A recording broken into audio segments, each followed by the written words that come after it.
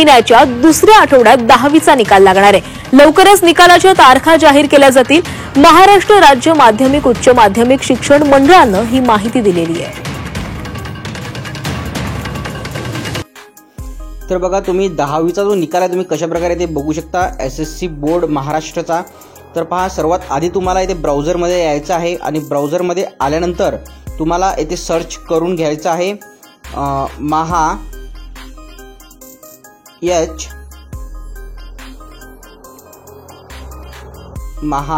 HSSC board.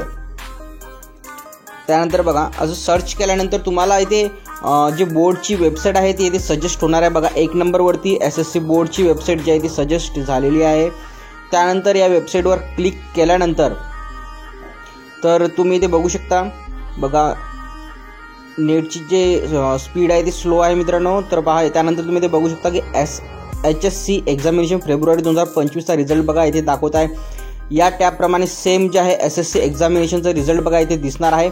त्यानंतर तुम्हाला simply या टॅबवरती क्लिक करायचं आहे।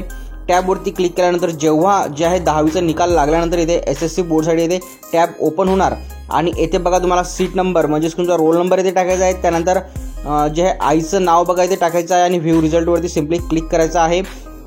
तर बघा, सध्याची तरी रिझल्ट इथे लागलेला नाही आणि रिझल्ट लागल्यानंतर आहे तुम्ही अशा प्रकारे तुमचा रिझल्ट इथे बघू शकता। धन्यवाद।